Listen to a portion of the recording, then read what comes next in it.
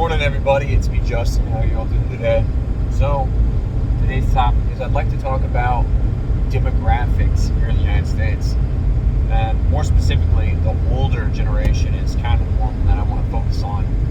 So, if you want to kind of get a feel on what's going to happen in the United States, or anywhere for that matter, I think one of the strongest ways to predict the future is through demographics, right? It's obvious some of the things that have to happen with some person, different stages of their life.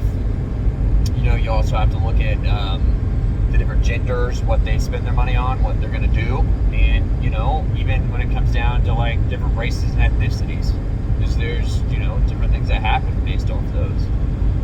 So age, that's going to be one of the biggest, I think, factors. Right now, you've got the boomers are the richest people on the planet. They are the group that controls the largest amount of wealth out of anyone, anywhere, period. They are going to basically shape the rest of the world for the little bit of time that they have left. I think right now the bottom for boomers is around the 62 to 65 age range, all the way up until something around 85 or something like that. And the generation before them, the silent generation, it would have been the greatest generation or whatever, the World War II types. And they're pretty much all gone. But anyway, these people, they hold, don't quote me on this one, but I think it's $6 trillion in wealth and assets. That's gigantic. That's all of the money in the world. So your total, I think, wealth in the world right now, or at least currencies, circulation, etc., is something like 80 trillion total. Governments, individuals all around the world, businesses, spread it all out, it's 80 trillion. And then boomers have 6 trillion of that. That's more than most countries. That is a huge chunk. So, bottom line is, if you want to kind of get a feel for what's going to happen, well, these elderly people, they're going to be, giving their money to the things they need, which is, one, healthcare. That's going to be a huge one. Namely, people having health issues because they're in that upper age bracket, and maybe, assisted living. Just, more checkups at the doctor's office than other people, and they have the time to do it. So that's really where a lot of, their cash is going to go to. Other things are going to be these people, they're going to be watching their retirements very closely because that's what they live off of. So if you were to provide information to these people on what it is that they can do to, protect their assets, etc., that would be another really good place to go if you wanted to capture some of their wealth, get some of it. Another things are going to be,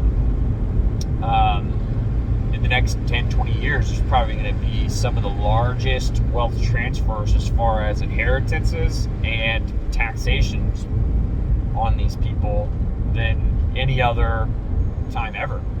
Think about it.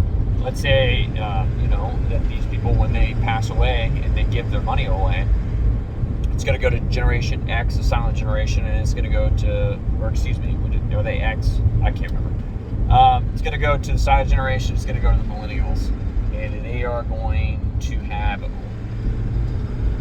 windfall life changes. Now, as far as taxes go, because there's huge tax charges on inheritance tax. Last I checked, I think it's something like 20-ish%, and in some scenarios up to 40-ish. That's huge. I'll double check that one for you. But anyway, the government's going to really be raking in on all of these boomers, and I'm sure they're extremely excited for when that does happen, so that they can have larger tax revenues and try and stay a little more solvent, especially in these very difficult times.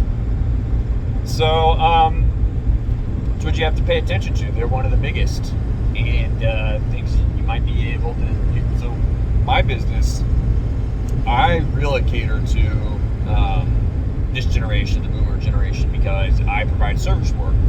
And these people in this age bracket, they do not want to do this type of work. No one at the age of 60 and older wants to climb a ladder. No one wants to go into a crawl space. And,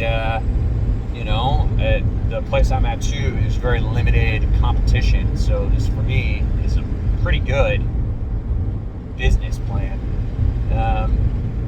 Other than that, other things you can think about is if you have any type of, investment stuff that you could provide to them, or if you could, help secure their finances, that would be some other really good places to be probably for the next 10 years. Aside from that, I mean, man, when these wealth transfers start, as far as inheritances to the children,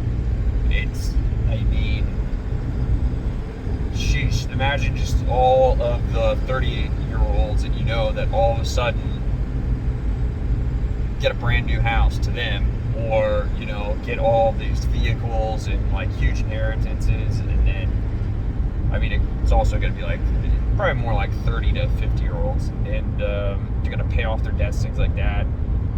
Sadly, it's probably going to be one of the things that helps keep Americans solvent. And I'm going to guess that the politicians are really going to try and guilt people about this and take the money from them as much as possible. So we'll see what happens. But there's that. And then other factors, so aside from age, is sex here in the United States. I think right now, we're just barely skewed more female than male in the United States. Let's be honest. The males that are around in the United States are not very masculine. So let's just say that this whole country is feminine. Other than that, some things you've got to know, and as far as demographics is that when it comes to sex, is that women generally make all of the purchasing decisions per household. So men typically make all of the income. Typically, to this day, you've got the households with man and woman. The men generally are the ones who are earning more. Although the wage gap is now for single women in the favor of women. It used to be that whole 70 cents women make for every dollar a man makes type of thing. Now it's actually flipped. I think it was last year. Women are now making more than men. Women go to college more than men. And men are just falling off a cliff as far as in every metric. And the point being, though, is that women are the ones who are making 75% of the purchasing decisions in the United States. It's gigantic. That is a huge lead. And, as far as how that goes, I think a lot of it is, let's say you're a married couple, I'm married. The guy goes out and works, brings home all the cash, and then the wife's like, hey, honey, I was thinking today, the house just needs some little, sprucing up or whatever. I'm thinking about getting some extra curtains to put in the windows, make the room a little nicer. And the guy's just like, yeah, whatever, curtains. I don't really care about curtains. And then she just goes ahead and buys all the things like that, and is really what is classified as the purchasing decisions. Same with, all the things that are bought for the kids is in school, their clothes, their toys. The dad's at work, he's not paying attention to that stuff. He doesn't have time to do that. So really, I think a lot of what that number is really just the purchasing decisions in the United States are delegated from the men to the women to just take care of everything. But what does that mean? That means that if you're going to sell something, you need to cater to women. So if you really want to, most bang for your buck. If you can cater to women who are older in the United States, you're probably going to have the highest, profits and revenues that you could get from targeting any other demographic. And what are some of the things that these ladies really like? And I'll tell you now, in my experience so far, is anything to do with animals, their pets. They will spend almost any amount of money. If you have an older lady who has dogs or cats or something like that,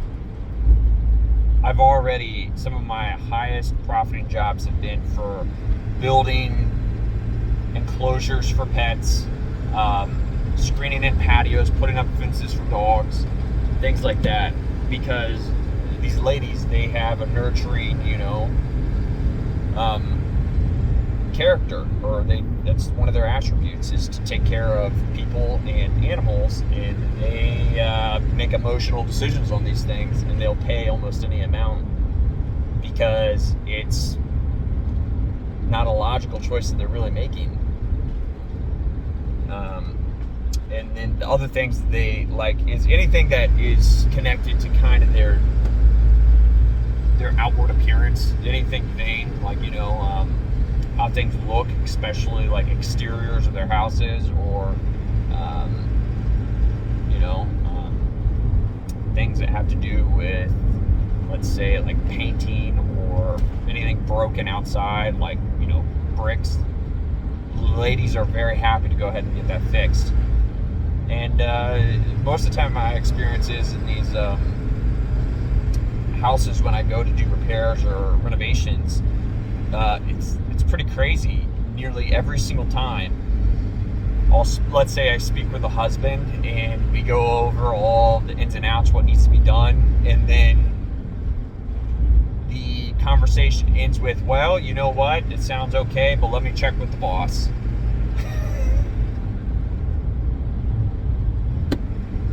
I can't believe it half the time. They literally jump to, I can't make this decision, I want to make my wife happy, and I don't really care about this anyway. Or, if my wife gets upset about this, it's going to ruin my life, so I'm going to let her make the decision at the end. I can't live that way. I can't do it. But, hey, you know what?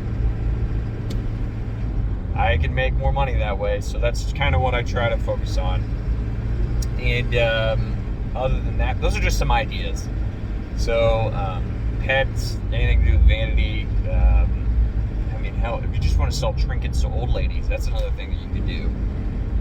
Or, whatever. So, those are some thoughts. And then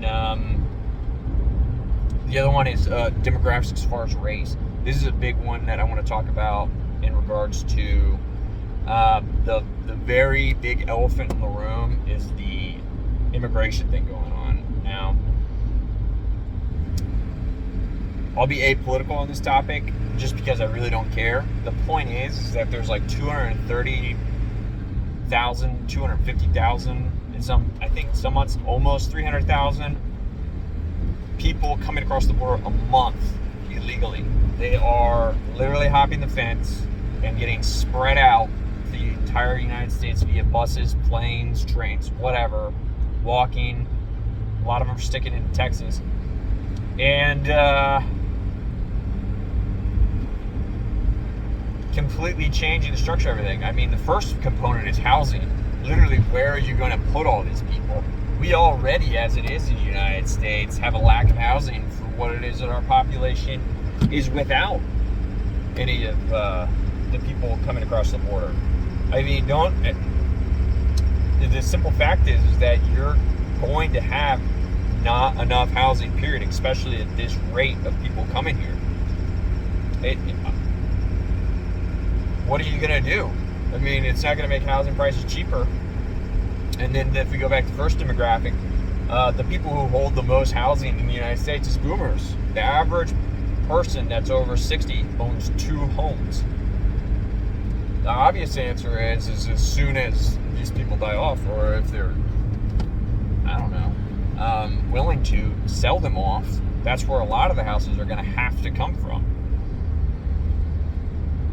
Building is almost not an option because the price to build a house is gigantic. I think the average house is over $400,000 median price in the United States. That's gigantic. Like, I mean, if you are trying to make, I mean, the average wage is something like $52,000, $55,000 a year, and you're going to try and afford a house that's $400,000. I mean, that payment monthly is like over what? It's at least $2,000 a month. And so $2,000 a month times 12, you're talking $24,000 a year. Half your salary is literally going to housing. And that's if you're, I mean, that's not even including all the energy costs, because energy is skyrocketing and everything. So I don't see how it's even possible for this housing scenario to continue, especially with, we're literally adding in with the whole immigration thing, something like over 2 million people a year. I mean, it's unsustainable. Something's got to give, you know. Either wages have to go up, or gigantic swaths of people have to go completely destitute, and there'll be mass homelessness. Like, what's going to happen? I don't know. I mean, we'll see what happens. But, you know, what's something you can do for either scenario, right? Massive inflation, right? And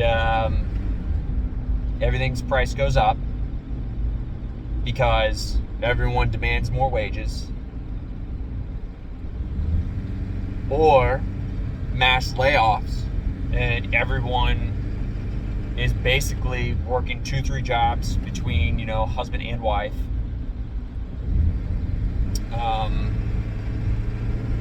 There's no jobs or whatever, right? And so those people, they end up barely making ends meet, living in with their boomer grandparents and parents who probably have 2 houses, right? And sharing it. In both these scenarios,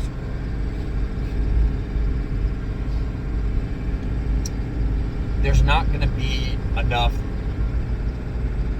currency for what the prices are. Either you're not going to be making enough, and you're not going to have enough cash to go out and actually buy anything except necessities, or there's going to be so much cash in the system that it's going to drive up the prices for everything faster than you can make the money, and you still won't have enough cash for everything. And you're going to have to live on the bare essentials. So food, energy, shelter, basic transportation. You're going to have to live probably in a city, because otherwise those commutes are going to kill you. You have to be very close to your work. You're not going to be able to pay high property taxes. So what I'm seeing is that if you can be somebody who is invested in producing or selling the essentials to the masses, you'll be okay. You'll be fine. And then the other aspects is that usually when times are hard, there's some things that people just don't give up, even if they don't have the money, and those are addictions. Sugar, alcohol, tobacco, cosmetics, things that make people feel better when times are bad. And the other thing that happens with demographics, whenever people become poor or their standard of living goes down, the surprising thing that happens is that the birth rates go up. People have more kids when they're poorer than when they're richer. So you could see from all of this an even larger growth of people. So this whole scenario, to me, it seems like it's America is kind of turning into, you know, like almost like an India, or something like, you know, a South American country.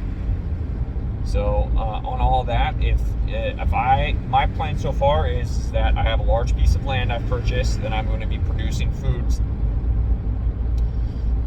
If you can create your own durable goods, right? I'd like to get a sawmill. I'm working on that. And if you can consume as little energy as possible, things like I already have a solar panels. There's other systems that you can get that are pretty cool. They have like gasifiers, hydrogen fuel cells, and then some of your other options might be wind or even hydroelectric, things like that. Those could get you really far ahead, because the whole point is that currency just isn't going to work to get you the things that you need. There's going to be, no matter the price, low prices or high prices, there won't be enough currency going around for a while for what things cost. So those are some ideas with demographics. This kind of turned into a talk on everything. Let me know what you all think. Things to stay away from. We could also talk about is anything that is a luxury good, or kind of like entertainment type things. So if you want to talk about vacations, it's probably not going to happen. Handbags and nice Jordan sneakers, probably not going to do well. Anything to do with maybe going to the gym, probably isn't going to be as affordable. Subscriptions to Netflix, subscriptions to any streaming services, not going to do as well. Those are things to kind of avoid. Buying new cars isn't so much going to be a thing as buying used cars and going to the mechanic and getting your vehicle fixed. Just some thoughts. Well, that's all I have for today. Y'all let me know what you think. And yeah, everyone.